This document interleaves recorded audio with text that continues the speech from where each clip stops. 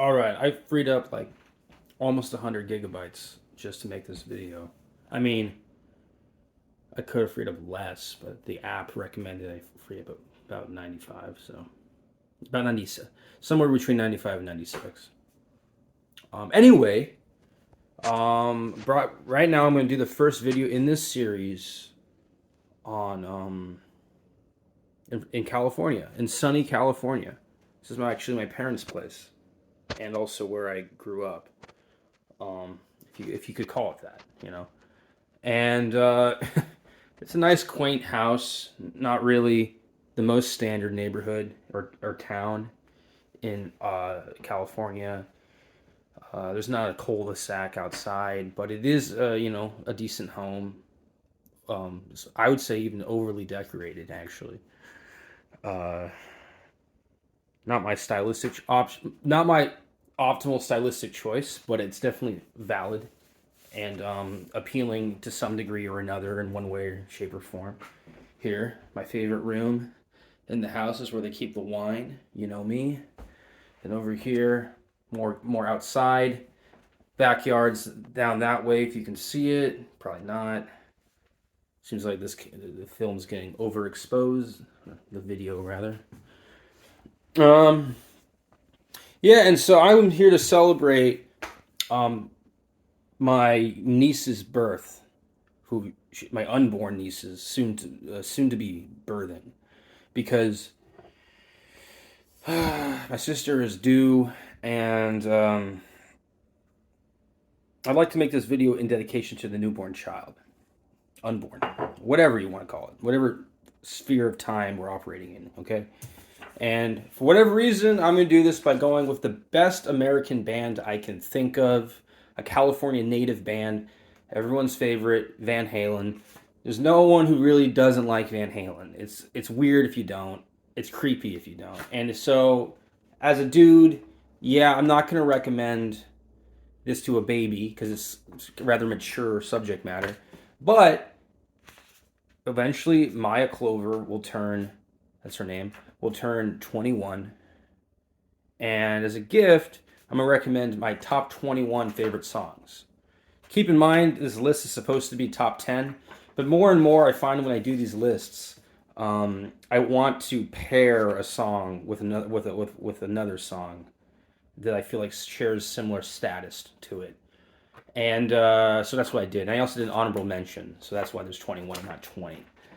Anyway, and I also, just to further commemorate the soon-to-be born child, I bought Graham's Tawny Porter. Actually, my parents just had this laying around, and they weren't drinking it because they don't drink ever. So I just thought it was funny because my brother-in-law's name is Graham, and this is age 10 years, which is also a reference to age, although not very relevant one. But I guess I was going to do 10 songs. So this will be the 10 songs every year. Two more songs because they did two for each year, one for every 6 months. Anyway, I'm getting all calendrical with this. But I got some Tawny Porter, not a lot. It's only 20% by alcohol. You know, this might have been my grandfather's because when he died, he left some of it. It's good, by the way. Tawny Port. It's my favorite drink. I don't know why I keep calling it a porter because porter looks more like this, which is coffee. But for whatever reason, I'm not used to saying the word port in allusion to alcohol. Sorry, we're already 5 minutes in. Enough preamble. Introduction is. Oh, by the way, look what I just got for my cigars and whatnot. I got these. I got this, and this you can do creme brulee. You know, so that's pretty fun. Butane lighter. If I were a dabber, which I'm not, I'd be using this all the dang time. And maybe eventually I will, just for fun. And obviously, microwave. Because who can do a Van Halen video without mentioning getting fried, right? So, a very fried band, but one of the best rock and roll bands. Probably the only band that really you could call the American Led Zeppelin. It's that high up there. And I was going through their albums for this in preparation for this list, re-listening some old songs, seeing if I still like them. And I gotta say, each album they did has some good gems. Whether or not they're super hidden, I don't know. It's a fairly obnoxious band, larger than life, louder than life. However, I think every album, maybe up until like the last few, um, is like really stacked, and even the Hagar era and he's a Mill Valley native, so uh, that tells you um, already that like I know way too much about this band. Um, the Hagar era, I think, is pretty dang good. I think it's like kind of second to none. I think it's neck and neck with Roth. Because David Lee Roth, great performer, probably my favorite singer in Van Halen. But Hagar, I felt it was more consistent, and that first 5150 album it just blows me away every time. So we're gonna start with every single era of Van Halen. I guess there's only two really to speak of. Two well known ones. Um, Two fully formed ones, I should say. Um, Number one, Ain't Talking About Love / Running with the Devil. Those two are about the same level for me. Running with the Devil is probably the ultimate, but Ain't Talking About Love is the penultimate. Really kind of confident and unabashed, hot shot songs. Lyrics are pretty funny, but they're also apt and not nonsensical or zany. At least not overly so. It seems appropriate to the situation that the song is referring to. Um, a little on the nose, but that's every Van Halen track, honestly. Number two, Dance the Night Away / Little Dreamer. I think Dance the Night Away is a very heartfelt, pretty romantic song, and for the David Lee Roth era, it's especially so. Little Dreamer is also, you know, here, let me get a sip of coffee. Little Dreamer is not a romantic song, but it's a very modest, sort of self-aware song that tries to there's sort of almost like a lesson to it, and it's maybe more of an overt lesson to it than in other Van Halen tracks, and that's kind of why I liked it. I feel like it was the most instructive. It's the most. It tries to prepare you for life. Next one is Unchained / Panama. Those two songs really are interchangeable. I mean, for a while, I would try to consider the differences between Unchained and Panama, but the reality is they're both like let loose, party all the time anthems that you hear on the radio probably too much, and they represent a side to Van Halen that's more party forward and less individualistic. That's why I don't like them as much as Running with the Devil, which is more of an individualistic song. Ain't Talking About Love, more of an individualistic song. Number four, and now this is again the Hagar era. When It's Love / Why Can't This Be Love? And really, this is four songs. So on number five, I did Dreams / Love Walks In. So those four. And those are very kind of cheesy, saccharine, but somewhat honest and earnest,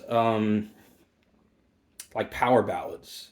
And late 80s, 5150, and I think the next one, OU 85 or whatever. The follow up album, the 5150 was, I forget the title because it was like an acronym, but those songs are pretty Dreams. I think 5150 is probably the most stacked Van Halen album, so there's no doubt in my mind that I'd be referencing it more than once. And I think Hagar really had like big shoes to fill, and he did it flawlessly. And you can't compliment anyone more than that with a band like Van Halen, which is probably the top band in America, if not the world, at the time. Keep in mind. Like second to Michael Jackson, you know what I mean? And then for Best of Both Worlds, and then number six, this is where it starts to fall off for me. This is when I get less passionate about the music, and I sort of feel less inclined to recommend it, but I'm still going to do it out of just the sake of being organized and providing you with a product. So, number six, Best of Both Worlds / And the Cradle Will Rock. Those are both kind of mid songs. that don't annoy me enough, and they're pretty charging. So I think for rock and roll, it's serviceable, but it's just not the most. It's not the most. What do you call powerful music? It's more of structural component to the albums, ultimately. Number 7 is "You Really Got Me" / Jamie's Crying. "You Really Got Me" is a pretty good song. It's a cover of the Kinks original version. And the reason I like it, it goes beyond the song itself, which is very good and listenable. And I always like hearing it on the radio, especially because I don't really play it for myself a lot. But when I hear it on the radio, I'm always like, it's this song, classic. And the reason I like it is because I believe Jimmy Page from Zeppelin did the guitar solo in either this song or similar Kinks tune. And the fact that Eddie Van Halen had the initiative to play guitar on this one is pretty cool. So crazy fan of Van Halen, and the connection with Led Zeppelin, which is probably my all-time favorite band, like everyone, is awesome. Jamie's Crying. This is a little more of a nuanced song. It's a little, it's not as rough around the edges, but it's also not as brash and loud and proud and in charge. Some of the Van Halen songs have more sophistication than they're sort of known for, and this is one of them. I like this song. It's an early Van Halen song, and it's one of the earliest. And it's not captivating, but it's tolerably interesting, which is honestly, a lot of people don't realize how many songs like Van Halen has that are kind of like above average and worthwhile. Jamie's Crying is one of them, and it's one of the more tender ones, so that's why it's higher on the list.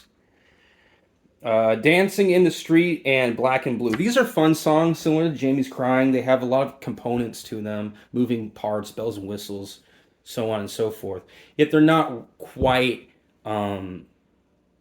star-lining like the top 5 ones were. I still recommend it, though. I mean, at this point, a lot of the Van Halen music, it kind of slopes down. It starts to feel like it could be kind of any band.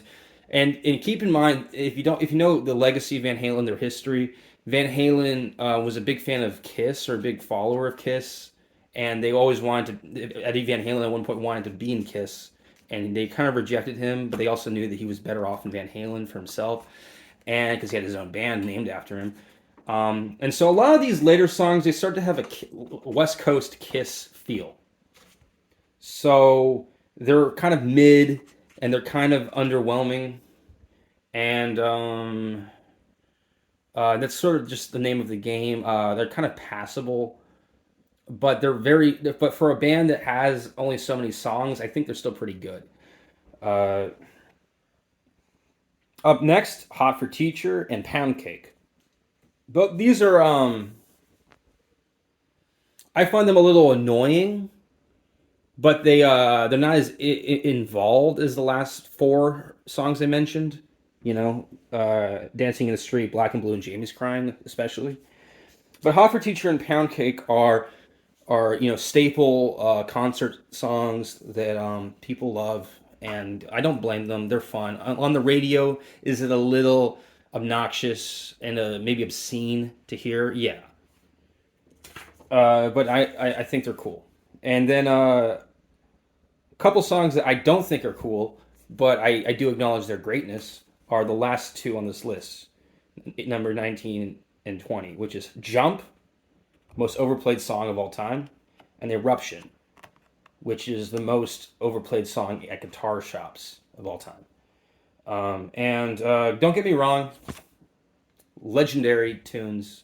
If you really want me to admit it, I think they deserve a higher place on the list. But I just heard them too much, and they're it's kind of like you have to be a jackass to really, sing the praises of those songs at this day and age. But they are the best entry-level songs for a band like Van Halen. You're really missing something if you haven't heard Jump or Eruption multiple times. And then the last one, which is an honorable mention, is Finish What You Started. which I think is a pretty fun little ditty. And it's just a reminder to me to finish all these videos I make and try to do it in a timely fashion. And also to finish my obligation as an uncle, which I'll soon be. And I'm kind of excited about it. I'm not really sure what it portends as a human being, but I'll be an uncle soon. But I need to finish my obligation as a family member and as a good person and a member of the community. And so finish what you started. It's not didn't make the list, but it's just an honorable mention as a song and a tasteful reminder to what may come. All right. That's about it. I'm just gonna sip my coffee and ruminate. Van Halen has a lot of good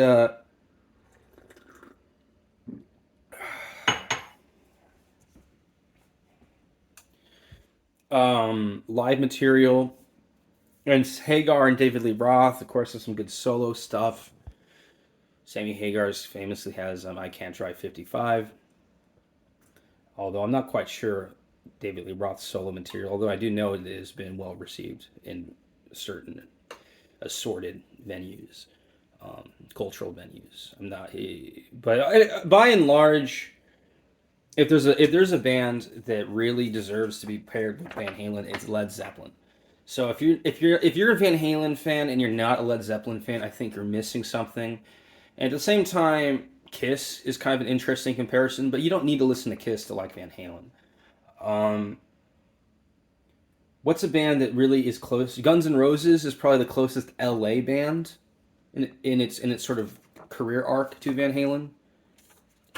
It's got a lot. It's got that sort of superficiality, um, on cocaine kind of attitude. So yeah, I don't know. I think happy 21st birthday. I hope you don't watch this before your 21st birthday because this is not a band that's really meant for kids. It's an adult-oriented band, and it is an old one. So by the time you're 21, you'll be really kind of wondering what the deal is with something like this. Um, a band that's you know at that point like 70 years old or whatever, 65 years old. And the other thing is that 75 years old. Yeah, the other thing is the